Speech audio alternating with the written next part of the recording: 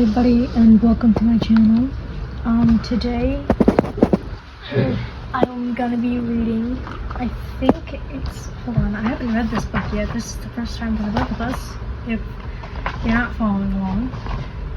Yes, today we're gonna be reading, chapter 1 of Bloodlines by Nelson DeMille, illustrated by Alex DeMille. It is a novel. I'm gonna read you the inside of the book, the inside of the cover at least. I don't know what it's called. I'm 12, man. I don't know what those things are called. Army Criminal Investigation agents Scott Brody and Maggie Taylor have been separated for 5 months following their last assignment, a dangerous mission in Venezuela to locate and detain an infamous army deserter. Now they are reunited in Berlin and tasked with investigating the murder of one of their own, Special Agent Harvey Vance of the 5th Military Police Battalion, I don't know. An accomplished counterterrorism agent who had been stationed in Western Germany, and his body was discovered in a city park in the heart of Berlin's Arab refugee community. The authorities suspect this is an act of Islamic terrorism, but Brody and Taylor soon believe that there is more to the case. The reason for Vance's presence in Berlin is unknown, and as Brody and Taylor work to discover what the murder victim was doing in the days and weeks preceding his death, they become immersed in the many conflicts and contradictions of modern Germany, the Arab refugee crisis, the dark legacy of the Cold War, and the Stasi secret police, and the imminent threats of a rising neo-Nazi movement. At the same time, they are butting heads with the authorities, both German and American, and facing a possible threat from the American intelligence agents who fear that Brody and Taylor might have learned too much about U.S. clandestine operations during their mission in Venezuela. Ultimately, Brody and Taylor realize that the murder of Harry Vance was merely the prelude to a much more sinister future event, unless they can unravel the mystery in time to stop. So that was the inside of the book Bloodlines. Just by that, I can tell this is going to be a good book. This was New York Times best-selling authors. It's a really good book. It's got a bunch of good reviews online. I bought this for $6.97 at Walmart. It's so easy to buy. You just gotta go to your average bookstore or Target or Walmart and buy this book if you want to read it so bad. All right, I'm gonna read chapter 1,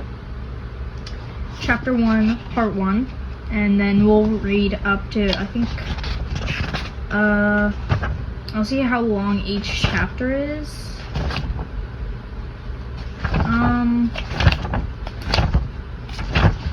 So just by this, I'll read up to chapter 4. So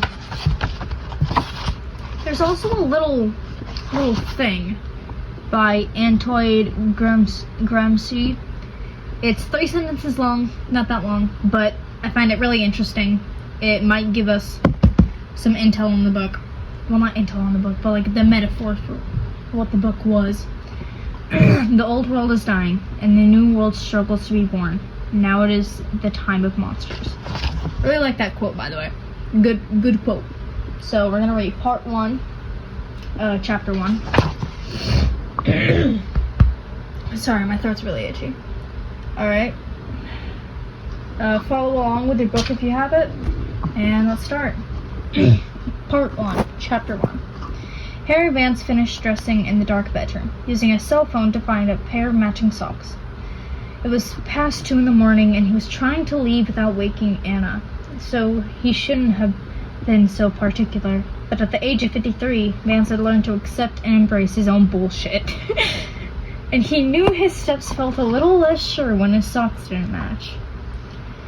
He walked to the tall window and parted the curtains. The dark streets below were lined with turn-of-the-century apartment buildings and shuttered storefronts, and the day's rain had turned the curbside snowbanks into rivers of gray slush. The sidewalks were barren on this cold January night, but the bars and clubs tucked away in this trendy quarter of Berlin were still open, their music and laughter echoing down the dark street. Vance turned and looked at Anna, asleep under a thick blanket. A space heater hummed at the far end of the room. These old buildings were nice to look at, but they weren't insulated, and nothing worked. Anna thought the building had character, a word that made Vance want to step into traffic. Well, that's what he got for becoming involved with a younger woman. He approached the bed and took a closer look at her by the dim light coming through the window. She didn't look like herself when she slept. Her face was relaxed, soft, so different from who she was. Vance reached his hand out to... What? Touch her? Try to wake her? Tell her where he was going? Why would he do something like that? Because you're an idiot. Which is another way of saying you're in love. He withdrew his hand. The point was to not tell her anything. She didn't like that, of course, and neither did the brass back at the headquarters when he froze them out of his investigations until it was time to make arrests. But this was how Army CID agent Harry Vance had always approached his work. Just do it. Only amateurs and cowards needed outside opinions before the job was done. So he hadn't told her about tonight's rendezvous. He'd be back in bed before sunrise. They'd wake up together, maybe a morning roll in the sack, then fried eggs with black bread and coffee. Watch the news. Sunday stuff. Anna rolled over, muttering something in German that he couldn't make out. Her arm flopped onto the empty side of the mattress, which still contained his impression in the cheap memory foam. He pictured her waking up in the night to use the bathroom or get some water and seeing that he was gone. She'd freak out. He took out his phone and typed her a text. Couldn't sleep. Going for a walk. Back by dawn. He hesitated and added, I love you. Every word of that was true, though he might have left out a few things. He hit send and heard her phone vibrate on the bedside. He walked to the foyer, where he put on his scarf and woke up. He eyed a small table piled with yesterday's mail, then slid open a drawer to reveal his Beretta M9 inside a pancake holster. Why a pancake holster? I think that's just a gun holster. I don't know. I'm gonna pause through the book and tell you what my opinions are through the book so far. So I really like this book so far because it's descriptive. Yeah. I'm looking at the rest of the pages. They're really good. So if you're just listening for the feels, if you're just listening because you want to listen, get the book. It's so good. Pause the video right now. Go do whatever you do. World Annihilation, I don't care. Get the book. It's so good. It's genuinely amazing. I love this book so much, and I've only read to page 4. Alright, let's continue. Vance stared at the pistol. He wasn't doing anything dangerous, unless, of course, he was closer to the truth than he realized. And you never know you're there until you're there. He clipped the holster on his belt, then he put his camel hair top. Then put on his camel hair topcoat. He unbolted the heavy door and stepped onto the dimly lit landing, closing the door quietly behind him. Vance descended 2 flights of stairs, then stepped out into the winter night and felt the sharp snap of cold air on his face. He lit a cigarette and walked north to the Prenzweiler Alley S-Bahn train station. A handsome turn-of-the-century brick building that, like in a street and much of the neighborhood of the Prenzweiler Berg, appeared to have somehow survived the war intact. Though in Berlin you didn't always know what was original and what got pieced back together from the rubble. He walked down a set of icy stairs to the tracks, which ran along a trench below street level.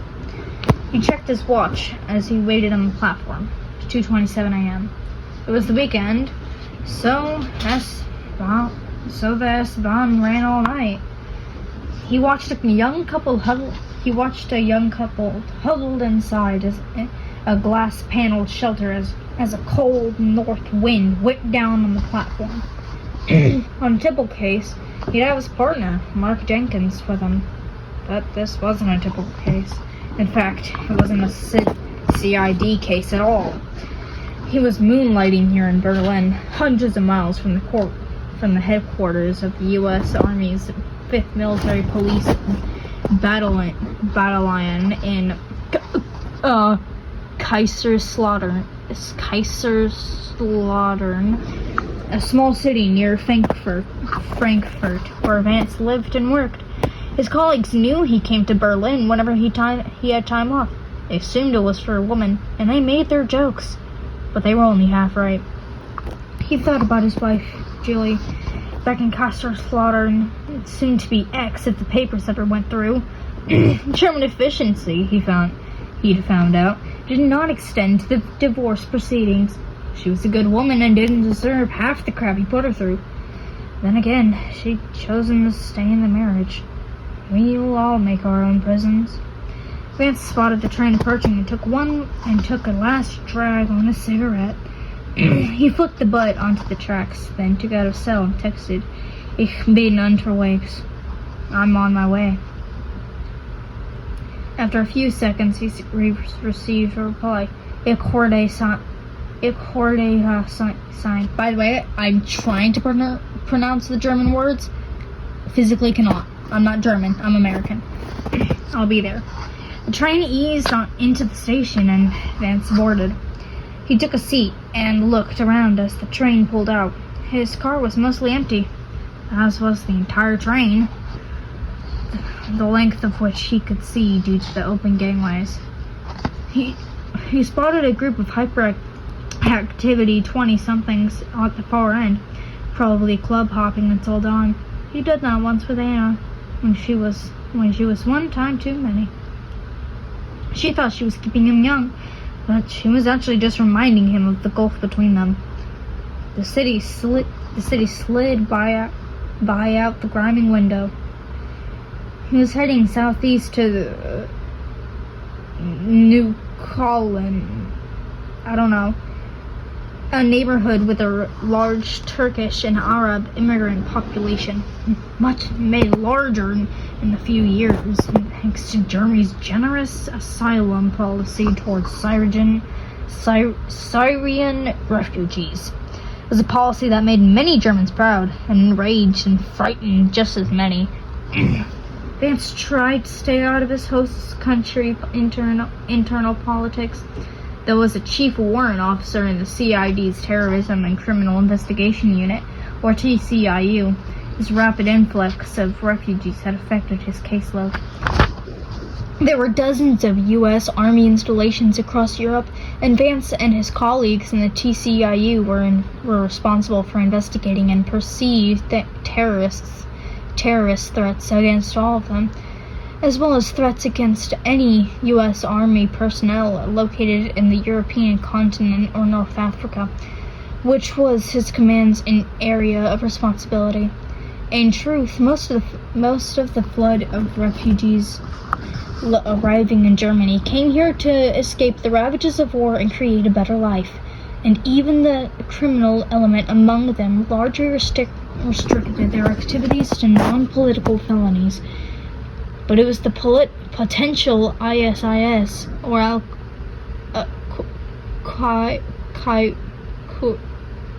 not going to pronounce that word because I can't.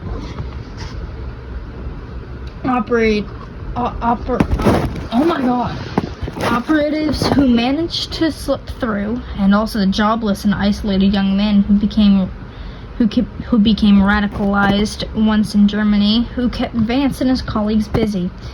As they say in counterterrorism, the good guys need to succeed every time. The bad guys need to succeed only once. Vance looked out the window as the train crossed over the Spree River and then passed from the former East Berlin into the west. What had once been a fortified wall of concrete, razor wire, dogs, soldiers, and searchlights was now a phantom border crisscrossed by 24-hour train lines and rejoined streets. And you'd have to have a sightseeing guide to find the few shards of the wall still standing. Vance figured that was probably a good thing.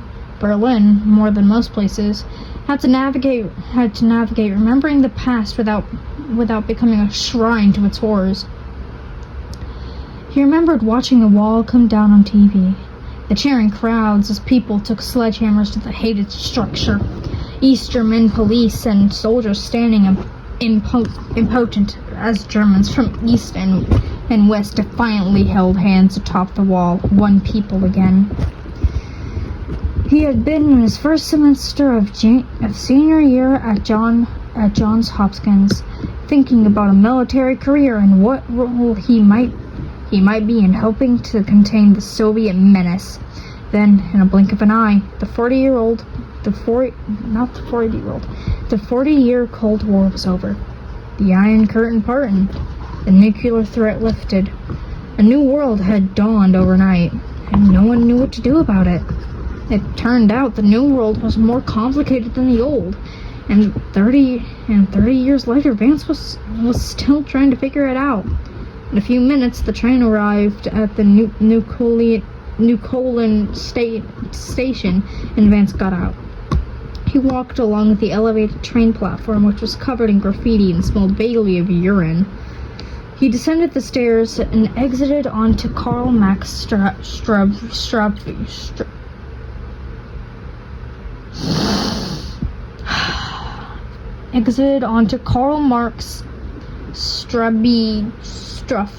I don't know, a street that mocked its namesake with McDonald's. Okay, buddy, okay. He walked along Karl Marx, passing a number of closed halal groceries, Turkish coffee shops, and Middle Eastern restaurants. Up ahead, an Arab teenager in a winter parka leaned against a lamppost, watching him. Vance wondered if he was a dealer or maybe a corner boy for one of the Arab crimes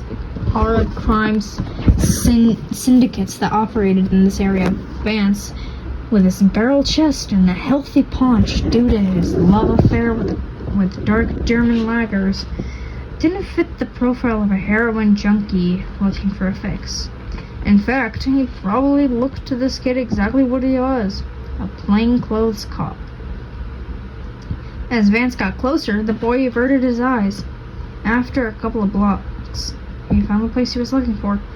A 5-star apartment building with a hookah lounge on the ground floor called Ember Berlin. There were only a few customers sitting in the dim, smoky lounge amidst Turkish tapestries, garish blue lighting, and thumping Arabic pop music. Vance entered through the glass doors and looked around the lounge.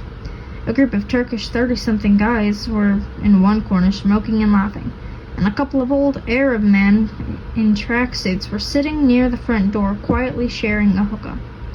The tracksuits scanned him, and one of them let out a huge puff of apple-scented smoke.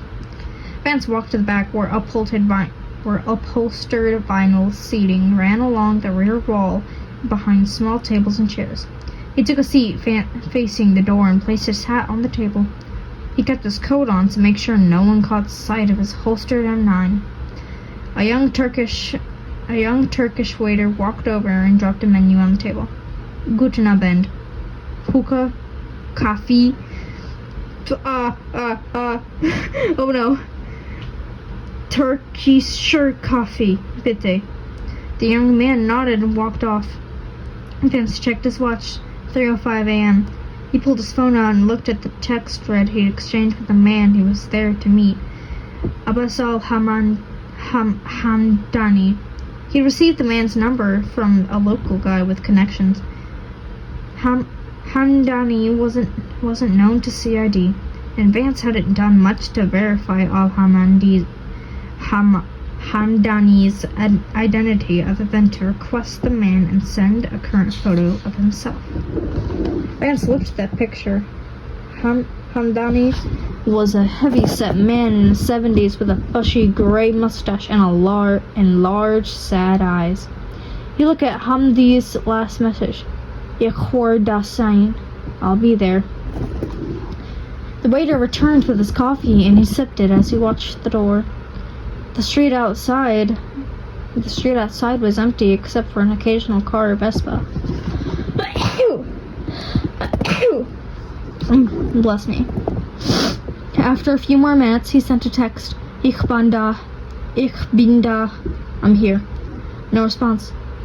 Vance drank his coffee and began to wonder why he'd left a hot woman okay, buddy, in a warm bed for this crap. Then again, the woman, Anna, was the reason he was here in the first place. His wife used to... Why is he using his wife and not his ex-wife? Whatever. His wife used to tell him he had a savior complex.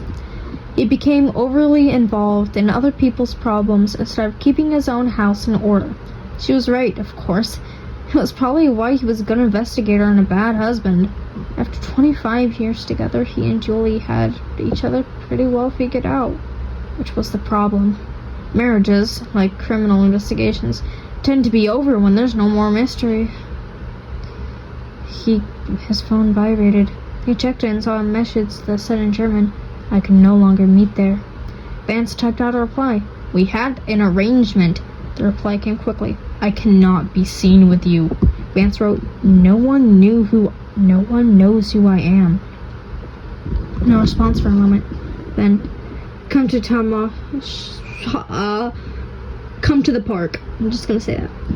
Up the road, inside the park by the eastern entrance. This is better security for us both. Vance waited to reply. He eyed the two Arab guys in tracksuits and wondered if they knew Hamdani. Like a lot of immigrant and refugee communities, this place was insular, with complex alliances and resentments that dated back to their native lands, and probably to the beginning of time. Maybe Hamdani got tipped to these guys' presence, and didn't want to be seen talking to a white guy at 3 a.m. Too many questions. Vance had insisted on a public place, and Hamdani could have picked anywhere in any neighborhood. Why here in his own backyard if he was concerned about being seen? Something wasn't adding up. He looked at the map on his phone and saw that the park was only a few blocks away. His CID training told him that meeting an unknown informant in a park in the middle of the night was a bad idea, but his ego and his Beretta assured him it would be fine. He decided to split the difference and practice some minimal operational security. He spotted another park due south of the other one, called Corner Park, and wrote back, meet me in Corner Park, near the southern entrance off of that. 15 minutes. He'd enter the park at the southern entrance and be there in 5. If Hamdani balked, Vance would abort. After a moment, he received a response. Okay, see you there. Vance knocked back the rest of his sludgy, sweet Turkish coffee, put on his hat, then dropped some euros on the table and left. He continued north along Karl Marx, and after a few blocks made a left onto a side street. He walked a block and saw the entrance to the Corner Park, which was sunk about 20 feet below street level and ringed with the stone balustrades. A staircase led down into the park with a chain stretched across it to indicate it was closed. Vance walked up to the balustrade and looked into the park, which was lit by scattered lampposts. He saw a man standing on the Gridded paths, manicured hedges, and white stone statues gave him the impression of a palace garden. The place was nice to look at, but turned out to be a bad tactical choice. A lot of open spaces, and anyone observing him from a distance could easily have the high ground. He walked to the stairway and paused. A chill wind shook the bare branches of the trees around him, and the fat crescent moon cast a spectral pall over the frozen stone figures in the park. I want to tell you what happened to my father. He remembered just how Anna had said it, in a crisp German accent, and how she looked at the time. Her stark features barely revealed through the dim light of the nightclub where she had taken him on one of their first dates, some trendy spot in a former East Berlin brick factory. It was a real Anna kind of place, cool and hip, but also heavy with the weight of history, where in the gloom beyond the dancers and club lights you could almost imagine the poor bastards in the sweltering brickworks laboring toward a new world that would never come. He was betrayed. I'm gonna do a French accent or like a random accent that I can come up with, because I don't know how to do a German one. He was betrayed, Anna had said between blasts of industrial techno, and then he was murdered. That's when it had truly begun, this obsession of his. It was why Vance was standing here now, knee-deep in an investigation of a cold case that he had no jurisdiction over, and which had occurred in a country that no longer existed. Leaving his wife for a younger woman might have seemed like the obvious sign of a midlife crisis, but maybe the real crisis was here, in the freezing night, looking for justice in all the wrong places. He slid his M9 out of the holster and held it in the pocket of his top coat, then ducked under the chain and descended the stairs into the park. That's the end of part 1, chapter 1. It's a really good book. I've never read a book like that before where it kept my attention the entire way through. With all the German words and all this mystery, I don't think I'm going to be able to put that book down. So, again, like I suggested in the start of the video, get Bloodlines. It's by Nelson DeMille, illustrated by Alex DeMille. It's a New York best-selling author. It's a New York Times best-selling author's book. It's a novel. It's so good. It's so good. Like on the back of the cover, by the way, which I took off because it was ripped. The last like quote on here is the father-son DeMille combo works to perfection by Suspense magazine. That means the father and son. I love this book. You need to get it. You need to follow along. It's a good book. Make sure that you just get the book, please. It's my suggestion. It's a great one too. Get the book. Like, subscribe. I might be getting another channel so that I can post. I might be getting another channel so I can post like gaming and art stuff on that one, or I could just share this channel with that. I don't know yet. We'll have to see. That's the end of the video. I can't read to chapter 4. My mouth is dry. That was a lot. This video is already almost 30 minutes long. I'm gonna post it. I'm gonna see how many views it gets. If it got a lot of views and a lot of likes, or if it got any views at all, I'll make another video about it on part 2, chapter 2. All right. Have a good night, afternoon, morning. Happy birthday to the people where it's your birthday. Hope you're doing well. Make sure your mental health's good. Drink water. Eat food. Yeah, I see you ADHD little motherfuckers who haven't ate food yet. Eat your food! And drink your water. Yeah, that's the end of the video. Alright, I'll see you. Like, subscribe. Comment if you want me to finish. Bye-bye!